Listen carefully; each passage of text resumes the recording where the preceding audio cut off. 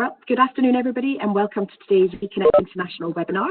My name is Maggie Berry, and I'm the Executive Director for WEConnect International here in Europe, and I'm delighted that you've joined us for today's webinar. It's The Curse of the Alpha Women. Our presenter is award-winning producer and entrepreneur Lynne Parker, who created Funny Women back in 2002, and they are now the leading experts in female comedy, helping women to perform, write, and do business with humour. With the celebrated Funny Women Awards at the core of their business, they run events across the UK and at the world famous Edinburgh Fringe as well. In today's session, we're going to be learning how we can use our innate feminine sense of humour to change the landscape and increase understanding of our role in society, and how to get men to really listen and engage with what we say. To keep background noise to minimum, participants will all be on mute, so please do use the chat functionality if you've got any questions, and there'll be time for discussions and Q&A at the end. Lynne's probably going to talk for about 40 to 45 minutes, and the session is being recorded, so you will be able to listen back again. So Lynne, thank you very much for presenting for us today. I am now going to make you the presenter so that the screen is yours. So thank you very much, Lynne. Over to you. Right, let's get busy with the slides. This is where I'm technology. Here we go. Right, hi everybody. I'm very thrilled to be doing this. I'm going to treat this a bit like a sort of radio show, because that's what I do.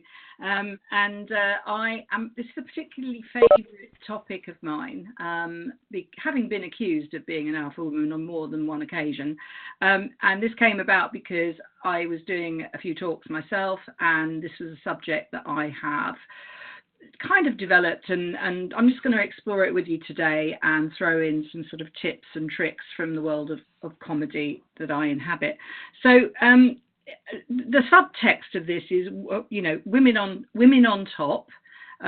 What are men afraid of? And I think that there's also another subtext, which is that we've also got to stop being frightened of ourselves. I will fully admit to being frightened of certain things, including doing this kind of thing technology-wise. But I think there's a lot of underlying stuff that goes along with that, and I'm going to try and explore that a bit now. So I'm sure a few of you, I've seen some questions from you, and I know this is a topic that's close to a few of your hearts. But if you've ever been labelled as aggressive when you really thought you were being assertive, then we've got a lot in common. Leadership for women is still really, and sadly, regularly accompanied by a backlash of veiled abuse, misogyny, and worse still, some of us have even learned to style it out, you know, and worse. So misogyny, abuse, and far worse, as we have seen recently with the sort of political climate and some of the abuse that has been thrown at our female MPs. And some of us have actually learned over the years to style it out by using a sense of humour, and obviously stand-up. The world of stand-up really epitomises that more than anything. So if you think about what we just have to deal with as women in everyday life, literally from menstruation to menopause, then the only way to get through all of this is to kind of use your sense of humour, have a laugh about it. How else do you get through it? Incidentally, I do think it's quite curious that both the words menopause and menstruation start with MEN, men. So yeah, they're having a laugh all along, really. And it's actually no wonder, given that we have to cope with all this, that women's voices, when they do come through, are particularly brave and powerful, and occasionally very, very funny. And I think that women that employ humour have the edge. Now, the whole idea of women's humour is very community-based. It's a very circular and rounded in nature. And it starts with our circles of friendships and our, you know, everything we do, from bringing up our children, mother circles. We have a very sort of internalized, close, nurturing way of working. And I think that does transfer to the workplace. And that's why quite a lot of women will tackle management issues in a different way. And what I would like to leave, one of the thoughts I'd like to leave you with after today's session is how we can actually bring men into our world so that they can actually see firsthand how we operate and think. I do believe that will build greater understanding, and actually it's really good for men to be in rooms where women outnumber them. And we've spent most of our professional lives doing that, and I know they find it as scary as we have found it, and they've got to get used to that, because more and more women are coming into the workplace, and they will be outnumbered. So I do think that that's something we can work at between us. And also, I refer very much to the comedy model, and having set up Funny Women in 2002 to address the imbalance of the number of women compared to men in the world of comedy. I have really noticed how many of the male comedians have come forward and said how much they like the fact that we have more women, because it's enabled them to treat their comedy and what they're doing in a very different way. So I do think there are advantages. We all know the advantages of mixed workplaces, and that model certainly follows through in the world of comedy.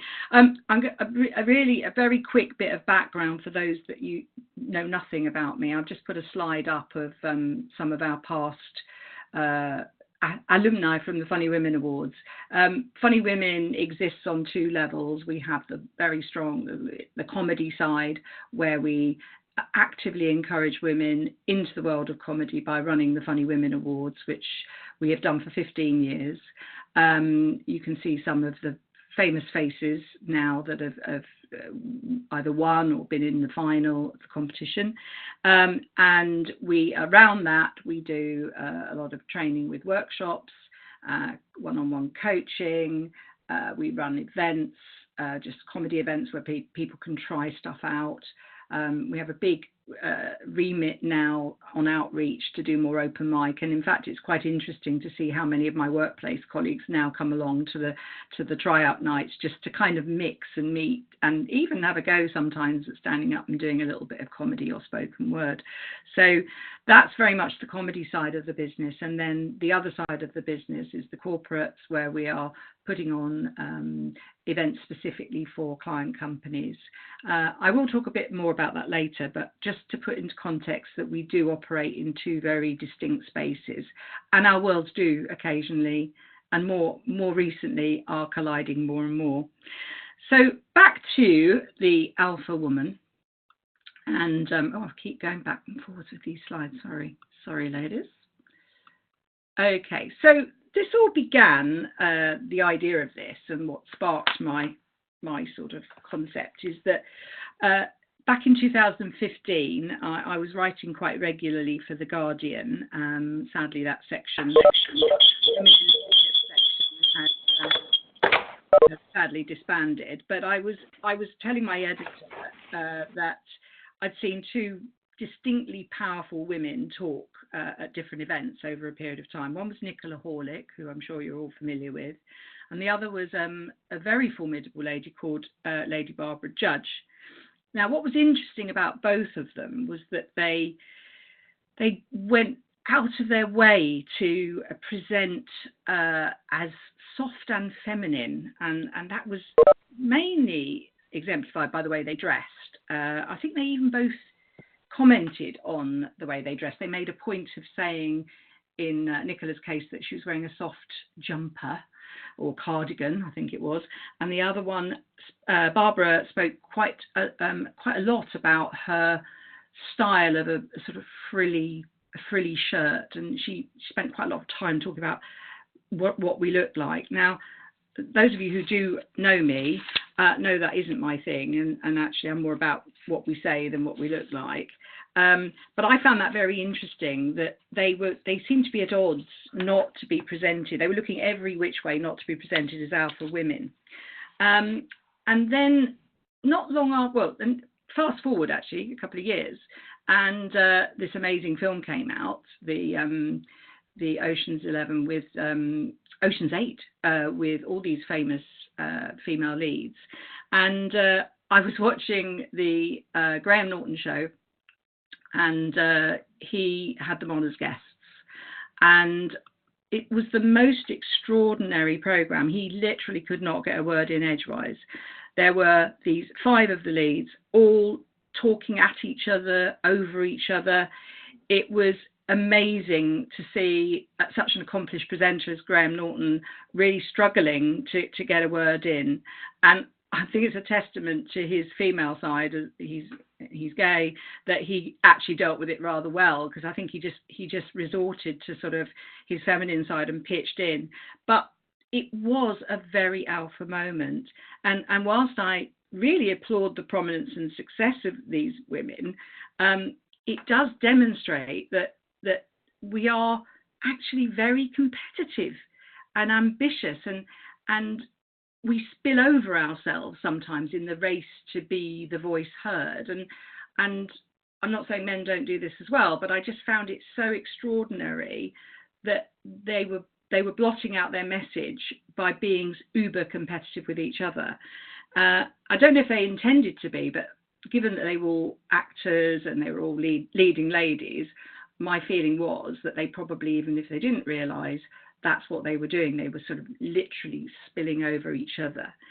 And it made me think, what would it be like? Is that what we do in the boardroom? Do we do that? What do we do when we get together as a group of women? Can we revert back to our sort of roots and be a little bit more circular and feminine about it? So taking on that theme, I then started looking at some classic alpha women. I'm going to start with the obvious, and we have our two female prime ministers here. And I'd be interested, and maybe this is something we can do with a bit more interactivity towards the end, but I'm quite interested to see what people think, whether they, what I'm going to give you a slide with some criteria about alpha women in a minute, but do they pass the alpha test? It does seem to me that, to get ahead, you've got to get a hat.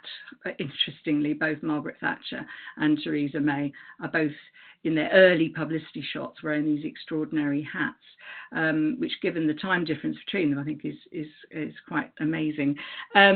So I'm now going to give you a little list of, I looked online for all sorts of information just around alpha women, just to see what came up. And this is my favourite one. But I'd be interested in what people think. Is she pro women? Put that criteria against our 2 prime ministers.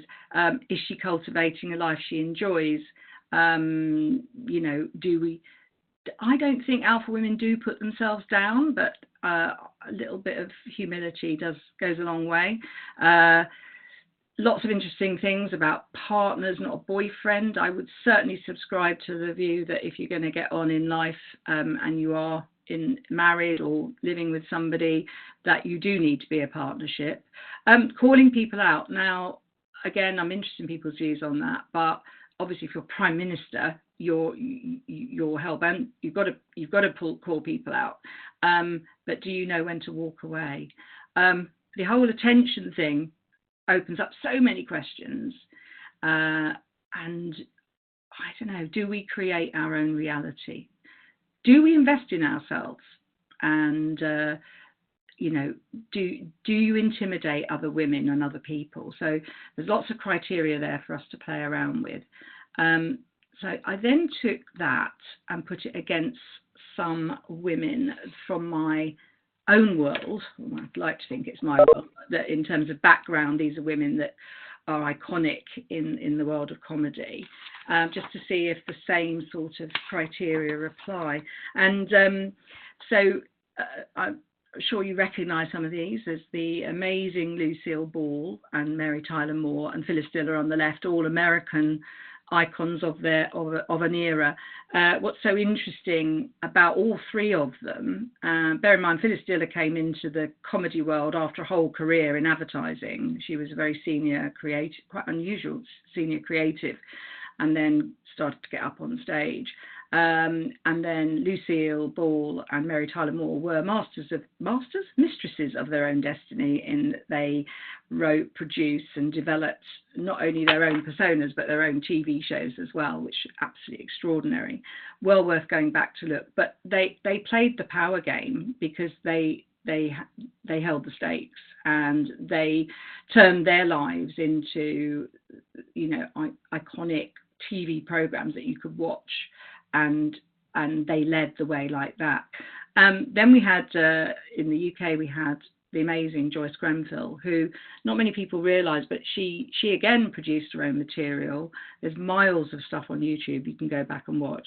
She was on a particular board of the BBC where she was involved in developing and bringing content through, not specifically for women. She was just a senior executive. Then there was Gracie Fields, who again was very much writing her own ticket and starring in films, and she was multi-talented but had a lot of control over her own career. And I think that might be a perception that the world has of alpha women, is that, you know, do we as alpha women control our own destinies? And that's why I like these women so much. And Marty Kane, which I don't know if many of you will, if you're not UK based, you probably will no idea who she is. What an amazing hairstyle. But Marty Kane again was very prevalent on the comedy circuit in the late 70s, 80s. And there's a British movie called Funny Cow, which is loosely based on her life story. I think it's quite bleak, but again, a woman who held her own destiny and did it on her terms. So then from there, I thought, right, okay, this alpha woman thing, it's catching on here. Let's take it out. And I spoke to a few of my friends and colleagues about alpha women and perceptions, and I've just pulled a few out because there were so many. But I'd be very interested to see what people think. So we've got some classic Miranda Hart. I've been very fortunate in that I have worked with her, not so much in recent years because she's super successful and very much got her own thing. But again, Miranda knew what she wanted. She comes across as sort of goofy and inept and stars in her own show, Miranda. But believe me, that is a one-woman power machine who writes her own scripts, knew what she wanted and went for it. And which subsequently has become extremely well known. Amy Schumer in the middle there, another very powerful American female comedy icon of the current era. And then taking that out from there, I'm sure we're all intrigued by the phenomena that is Angelina Jolie and how amazing she is with all her humanitarian work. And possibly quite similarly, Madonna, who again has been extraordinarily powerful in terms of, taking her alphaness out into the world and doing work, humanitarian work, spreading the word, calling it out for women. She's had many different regenerations of her character, and I just love watching people like that. And then I've put in my personal female favourite, I was going to say girl crush, that was the word I was looking for, is Joan Bakewell, Dame Joan Bakewell, who is unbelievably alpha in the sense that she's always kind of done what she wants. She is absolutely exemplary in terms of broadcasting. She's now in her 80s and she's still going strong, and has never compromised. And you can look her up and look what she's done in broadcast. She's had an amazing career, and I just think she's made it. I want to be like her when I'm 85 or 86, I think she might be now. I put Keely Hawes in because I think she was interesting, and there's a little discussion around this because obviously as an actor she is playing roles, and the role that she played as the Home Secretary, I believe it was, in the recent Bodyguard TV series, actually portrayed her as kind of not very nice and very, very strong, and kind of her vulnerability came through quite late. But as an actor, where you have to play that very alpha role, how do you decide whether to make yourself likable or unlikable? So the question is, do we love or hate alpha women? That's what I was getting to. And I do think I think women are competitive amongst themselves. And I do think we often don't think we're competitive when we really are. And I think that's what leads to the whole conundrum around alpha, being an alpha woman. By the way, this is very much my opinion, so feel free to challenge me on it. So to kind of qualify that a little bit, I'm going to talk a bit about my favourite stuff, really, which is why I think we do things differently to men, and perhaps a little bit behind the sort of how we get labelled. So if we look at the hunter-gatherer model, and we look at how our roles in society have changed. So, if we look at hunter-gatherers, you've got your men who are going out there to hunt, clearly not with shopping baskets, as this cave painting shows, but the role of the man is to be the breadwinner culturally. That's what we're meant to be, and we're meant to stay back around the campfire. Clearly, we're having a wild old time here on the. We fermented a few too many berries, and we're having a bit of a wild old dance.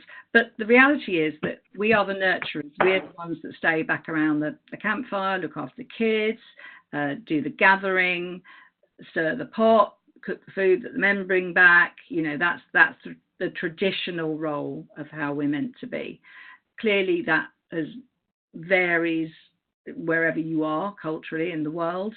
There are still quite a lot of societies like this, and women are very, unfortunately, that leads to women being subjugated and not respected. But in our current Western society, it's worth bearing in mind some of where our base thinking comes from. So I also think we need to look at how our brains work, and I think we have to accept that we do have differences, and we do think and act differently. So accepting our differences, we've got to look at our brains. Now, women's brains, I have been reliably told by new scientists that they are wired differently to men. So we have brains that have an awful lot going on in our prefrontal cortex, which means we are brilliant at multitasking, but actually that's genuinely true. We take longer to get the joke because there's so much going on, there's so much processing that our brains process information in a different, more convoluted way, whereas the male brain is worked so that it can go straight to the target. It's much more goal focused. So yes, a man will walk into the house, come home, go straight to the fridge to look for food. I have a son and a husband. They both do that. Believe me, that really happens.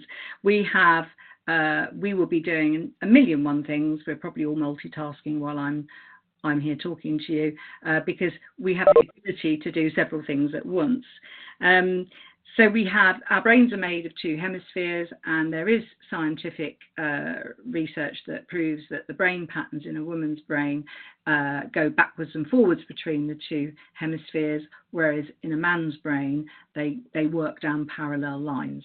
I was speaking to somebody, a psychotherapist last week, who said that there is some new research that is disproving that, but she did say to me that it is quite likely that nurture may impact more than nature in today's society. So I'm prepared to take that on board. But all of this is hugely generalising, and obviously there are lots of in-between phases. There are women with much more male brain patterns and men with much more female brain patterns, and obviously that comes into the whole question of sexuality. But if, again, going back to the sort of the basics, the male of the species will use humour as a way to woo his partner. So, yeah, laughter and humour is all about sex, because if you are a man who's not particularly attractive, you can use your sense of humour to get a woman into bed. That's the theory. Believe me, I've been working on the comedy circuit now for 15, 16 years, and I think there's a lot of truth in that, because there's an awful lot of women that follow male comedians around, and they are known in the trade as gag hags, which I always find quite amusing. But yeah, so funny men are sexy. That's basically it. And the reason for that is that if we go back to pre-hunter-gatherer and look at the animal kingdom, that in order to woo your partner or to woo a mate, you will you have to get them to be there's a vulnerability in place, and in a lot of the animal kingdom, your most vulnerable point of your body is your neck. So if you look at men making women laugh, there's a direct correlation between a woman laughing and throwing her head back, because that is her showing her vulnerability to a male partner. Interesting one for you. So that's why it is much more common or culturally normal for men to employ humour in the sort of dating game. Okay, but I'm going on here about the science and stuff, but I think women are a lot more discerning than that, and I think that's why we do think a lot more. Why we might take longer to laugh at something is actually because we probably are not overthinking it, but we're thinking it through. So we have this longer brain process where we're trying to work things out. And I also feel that what happens in this processing is that it could be misconstrued. So someone might think, oh, she's taking a long time to make her mind up whether that's funny or having a reaction to that. And that can come across in a number of ways. We can come across as stupid, judgmental, or lacking in any sense of humour. And in fact, it's none of those things. It's us just working out for ourselves how we want to react. And I think that's another reason why women have been discouraged away from, say, the comedy circuit, because we do over process that information. There's lots of reasons for it to go wrong for us. I mentioned some comedy greats like Lucille Ball and Joyce Grenfell earlier, but they were very clever. They took that process to the next level, and they worked out how it was going to work for them. So I'd like to think that the next generation of openly alpha, independent women that are coming through now, both in the comedy world and the workplace, won't have those same boundaries. We'll transcend those boundaries. We'll embrace the alpha that so many of us have been battling all our careers. So that then goes on to another thing that I've heard. This is something I heard on Woman's Hour about 5 years ago, and there was a whole discussion about success and failure. And I think this, why are we more frightened of success than failure? And every time I pull this slide up, I get comments back, because actually there's a lot of truth in this for women, because with success comes lots of compromises. You even though you may be the most high flying super executive, if you've got kids, you're probably the one that does think about it more. I know that on an everyday level, even though I'm working as hard as my husband, I'm still the one that thinks about whether the washing is done, or my kids are grown up now, but when my kids were school age, it would be me that would run the timetable and keep track of everything. It's not that he couldn't or wouldn't do it, it just was sort of naturally fell to my duty. So if you are trying to climb up the career level, how do you balance all those things out? And sometimes success is a much harder thing to embrace than just accepting that you've got to a certain level. But then there are women that break through that, and then they are having to, I don't want to say act like men, but they will take a leaf out of the male book, and they will have help, and they will have childcare, and they'll have cleaners, and they'll virtual assistants to help them, and that's what you have to do. A man wouldn't think twice about that sort of thing, and really from a success point of view, nor should we. So I think the trick to us all embracing our alpha is to accept it and collaborate. And networks like WEConnect, I think, exemplify how, as women, we're brilliant at this. We go back to our dancing around the campfire ladies and the hunter-gatherer, and we sit around and we work things out. And women are great at community, because that's how we survive. And, you know, we also bring up our children, so do our husbands. But, you know, if you look at bringing up children, the thing that's really important is that play, you know, that whole idea of play, because through play we learn without getting hurt or harmed. Well, sometimes we do get hurt, but, you know, you learn in a soft way. So I think playing together is the key thing. And I think that's something I have learnt very much through the perspective of comedy, has given me a real insight into how we can successfully play together in terms of putting on, you know, comedy is a serious career for me and lots of other women, but there is something very playful and magical about it, because, you know, being funny, although it's a very serious business, it brings joy to other people, and you're entertaining. So that is the fun element and the play side of it. And it was that bit that I really worked at trying to translate back into the workplace, and I think it facilitates all those feelings of inadequacy and leadership and, you know, all the stuff that we need to do. If we can play it out with each other and build, then that is an absolutely extraordinary opportunity for us all.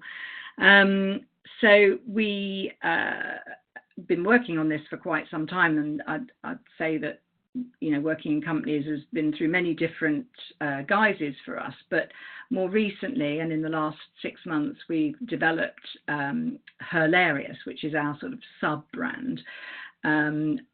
It is a way for me to bring what I do in comedy together with the workplace. It's very flexible as a model, but the idea is that we do some playing together in the form of workshops, short workshops, so you get a kind of introduction into how Funny Women works. So we do stuff around improvisation, we do stuff on stand-up, and obviously linked into public speaking. We do some stuff about managing your own profile, social media, developing scripts and content for the more creative side of the business.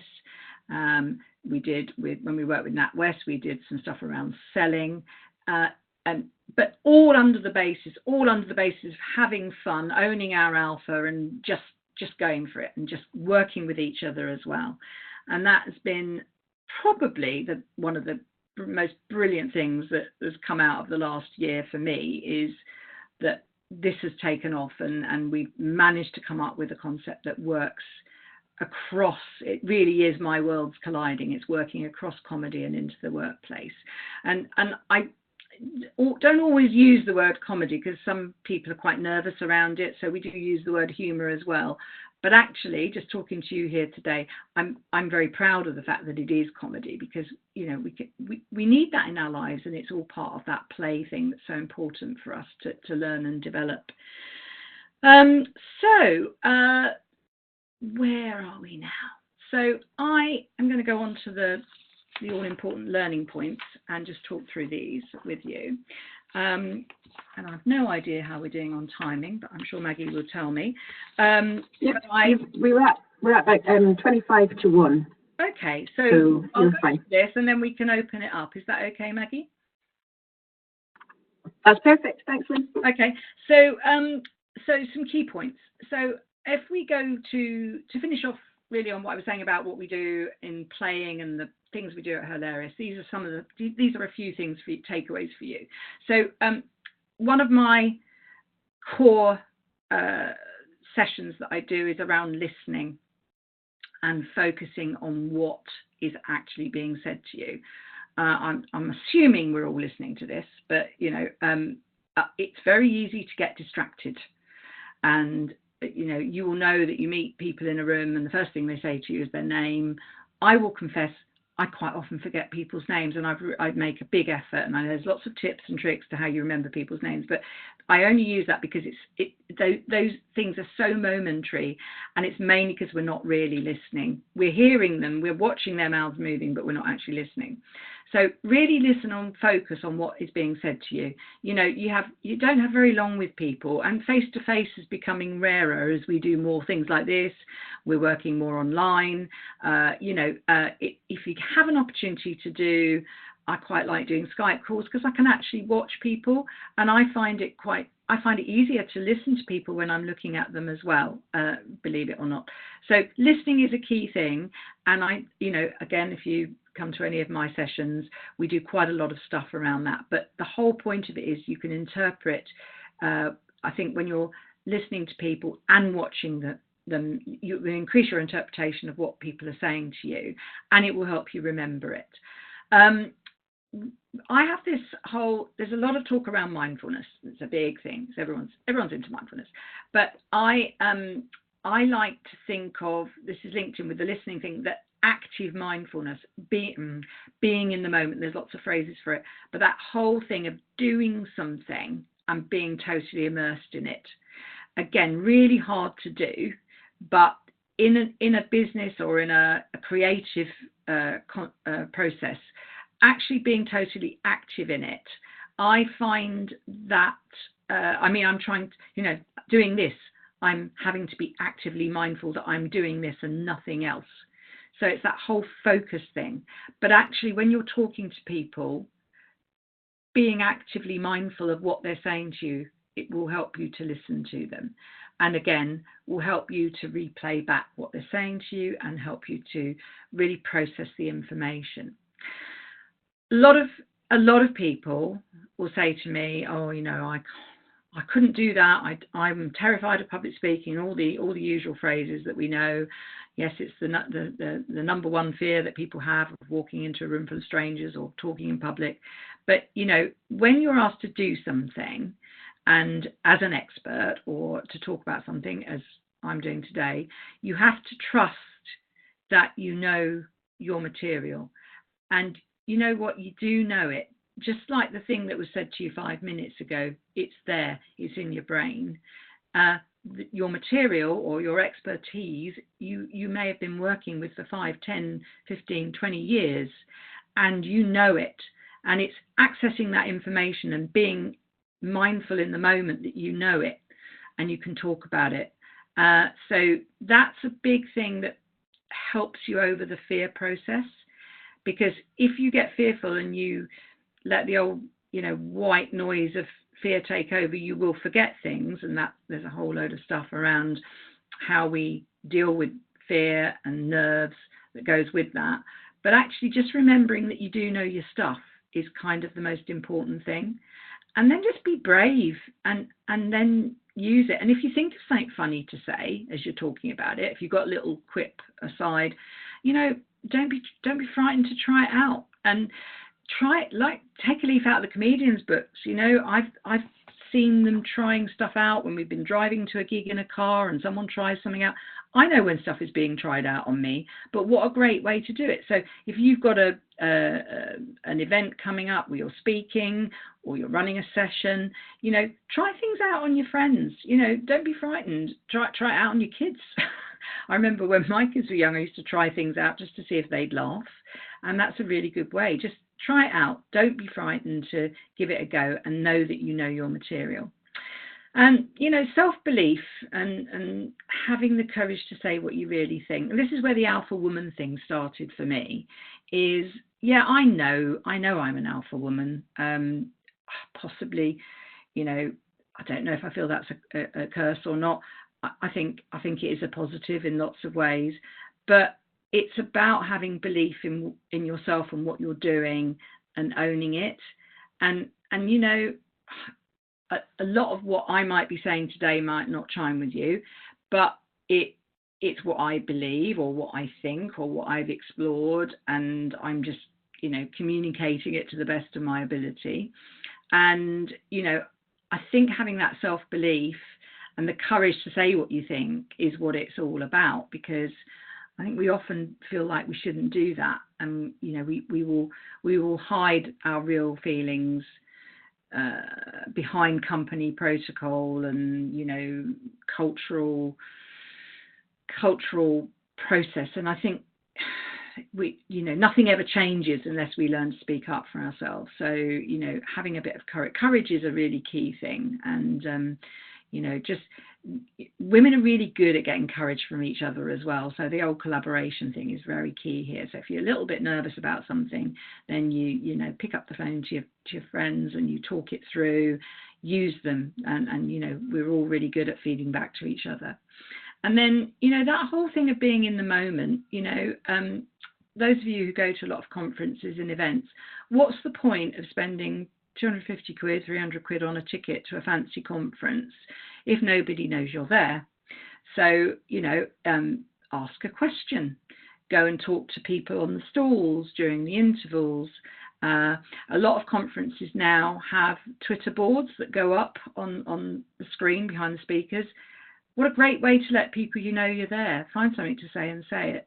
And, you know, I've tested that one myself, and I try and do something funny. And I've noticed, not to upstage the speaker, but it's quite fun just to play around with that. So I think I'm going to leave it there because I feel like I'm now getting to the point where it might be nice to do some interaction. So what do you reckon, Maggie?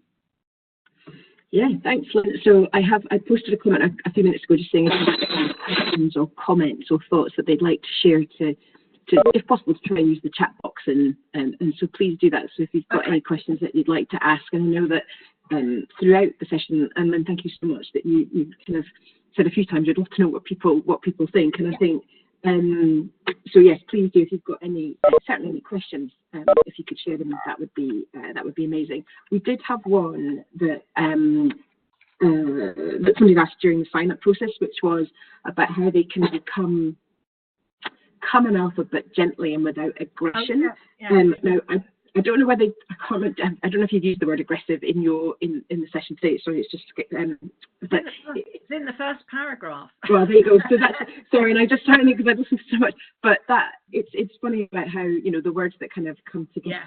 Yeah. So yeah, the question was how to become more alpha but gently and without aggression. I don't know if you've got any top tips to share on that. Well, well, first of all, I'd say that it's just an expression, and, you know, strong women are nearly always described as aggressive, whether we like it or not. So probably don't get hung up on it is number one.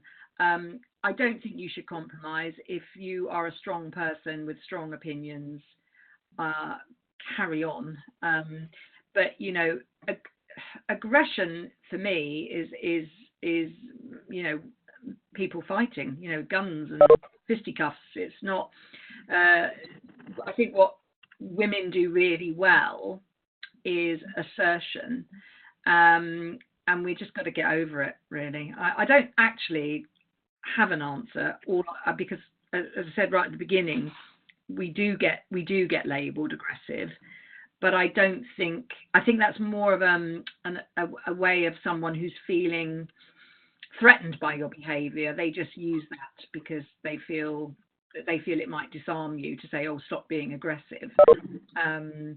So my way of dealing with it is just to say, well, actually, I'm not being aggressive. I'm just trying to tell you what I think. So maybe just counteract it in that way. I actually don't have an answer to that because I just think it's something we have to deal with. Great. Okay. Well, Kerry's posed a question on the chat, just asking for you and yourself, what's the biggest obstacle that you've had to overcome in your career as a woman? Two things.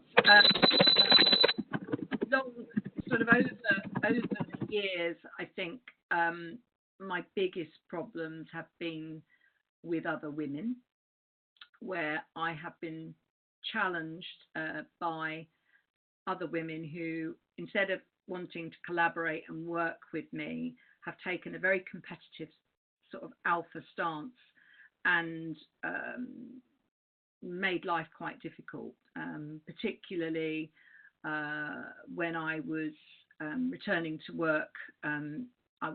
My previous career was in PR and marketing, and I returned to work as a senior executive in a public relations agency that I'd actually helped to set up, to be dealt with in a very difficult way and made to feel that they'd employed someone while I was on maternity leave, but they kept her on. So from the minute I went back to work, I felt challenged by this other person. So I was, and obviously it's quite challenging coming back to work 8 weeks after having a new baby. It was all very difficult, and there was quite a long process about.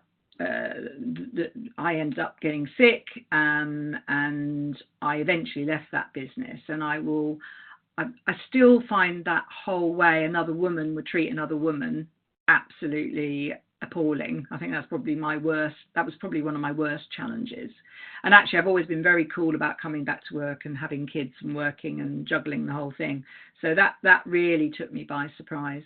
And much more recently, I think the challenge of being older. I mean, I know a few people know that I like to talk about this because someone's got to talk about it. You know, I'm 62 and I'm really proud of being my age. And I think I mentioned Joan Bakewell in my presentation. I mean, she's in her mid-80s and she's still going. I mean, what is with this? What is with society and age? I think it applies to men as well. But we don't celebrate and revere age in the way that I thought we did, and I've been hugely challenged by it, and not in an obvious way. It comes at you when you're not expecting it, and people will just say something to you and you think, oh my god, they think I'm old. And actually I think I'm just the same person I was when I was 30, 40, 50. You know, it's just that society has this badge around age, and 60 is a big benchmark.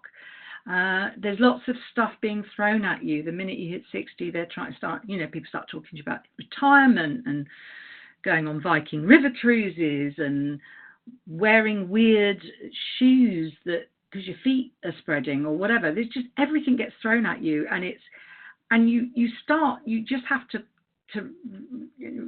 regale against it. I deal with it by having a bit of fun with it, really. And I'm hoping Viking river cruises are listening, because I've mentioned so many times in the last few months that I'm due a freebie.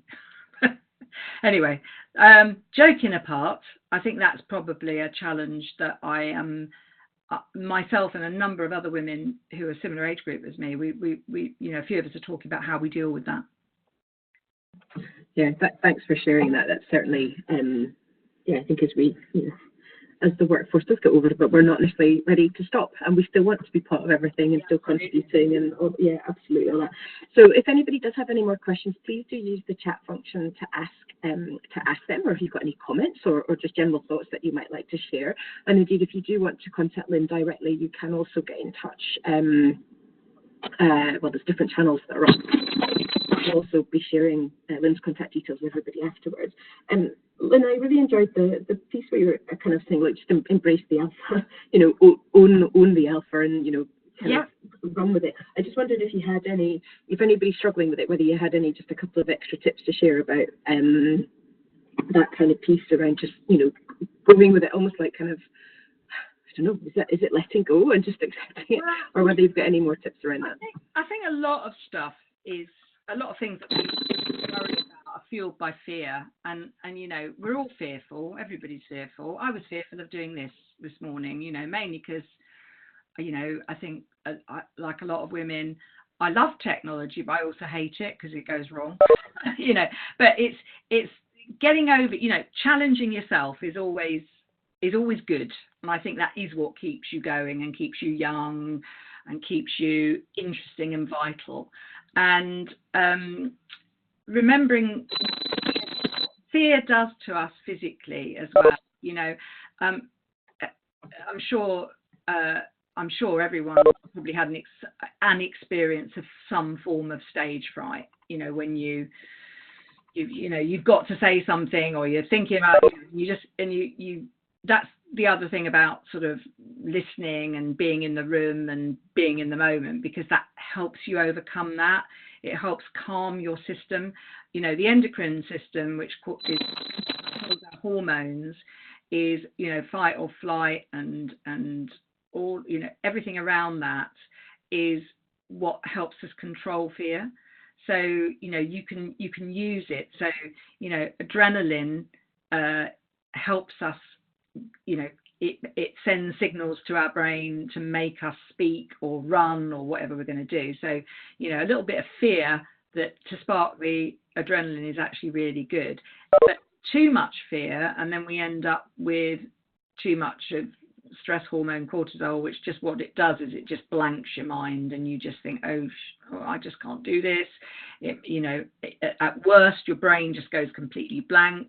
And what you've got to do is just to remember, go back to what I said earlier, you know your material, you know everything that you want to say, it's all there. Just breathe, get that oxygen going back around your body and into your brain, and it will all come back to you. So, you know, own your own space, and just try not to let external things distract you away from that moment, whether that be one-to-one, you know, talking to somebody. It might be a difficult situation at work where you've got to confront somebody. Just, you know, just trust yourself to say it, and don't overthink it as well. You know, don't get yourself into that sort of spiral where you're talking yourself out of it. We've all done it, I have to say, but you know, that all goes with the sort of alpha thing, because I think if you can overcome some of those things, then you become much more relaxed, you become much more chilled. Whatever you say will be more meaningful to whoever you're speaking to. You know, you get, I mean, women's voices as well, we get quite screechy when we're stressed. So, you know, just modulating your voice down. Yeah, of course they'll call you Margaret Thatcher or whatever, but you know, what the hell, you know, you just gotta ignore all that stuff. Don't worry too much about what people think as well.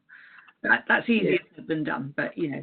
No, I know. I think we could probably all agree with that. So there's a couple of questions, lots of comments from people saying, thank you very much for the session and very inspiring, lots of great learnings. Becca's asked, what are your top tips for overcoming that what if I'm not good enough feeling, which is possibly slightly the imposter syndrome type scenario, which I'm sure we could do a whole, like more than a whole session on. But I'm just in the final few minutes, I just wanted to know if you had any top tips about that, and let me just see. I'm just going to see if anybody else said about lady with the music tonight in front of mostly male musicians. No, it's earlier than that. So there's a question about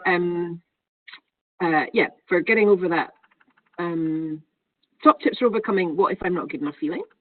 And then there's a couple of questions further down. Okay, I'm just going to try and scroll down here.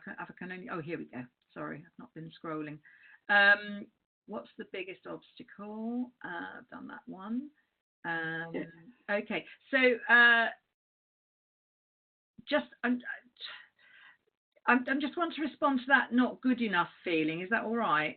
Yeah, that's the one I'm asking you about. Yeah. Do you get a hat? Yeah, definitely.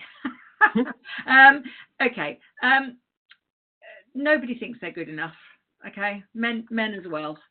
Everyone suffers from imposter syndrome. It's human nature, and it is linked to fear. My thing is, what is the worst that can happen? You know, and if you think about stand-up comedy, and probably a good note to finish on as well, I always say to the women that are going to get on stage for the first time, I say, look, what is the worst that can happen? The worst that can happen is nobody will laugh because you're not funny enough, or maybe you're so frightened you'll just say thank you and good night and walk off. Nobody actually dies, you know. So I think you've got to have your bad moments to have your good moments, but unless you try it, you will never know.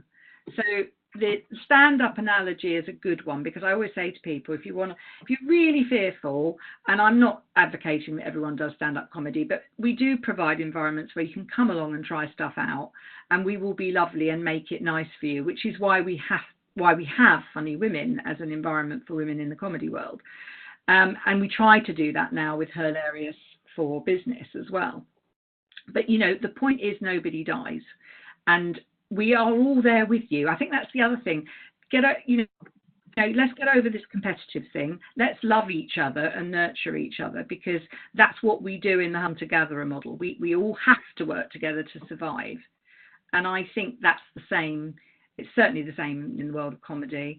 And I think that's what it should be like in business. I hope it is, but maybe, I know that I've had a few experiences that didn't indicate that, but I do know, WEConnect, end on a good note, is a fabulous circular community of women, and I just get so much feedback and support from other members, and I do business with other members.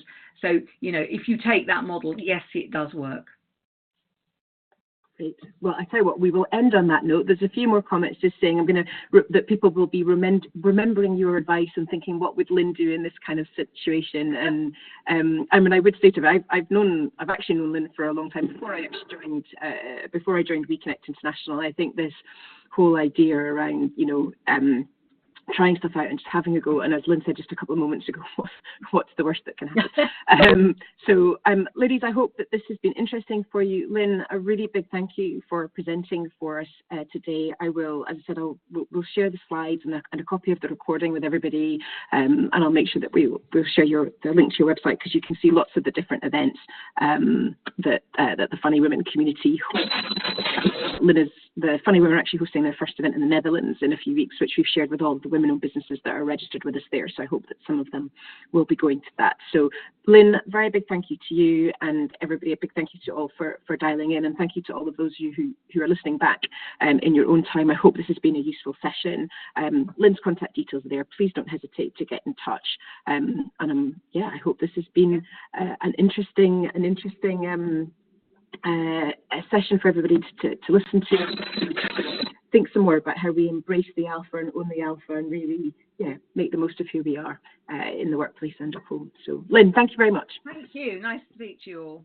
Brilliant. Thanks everybody.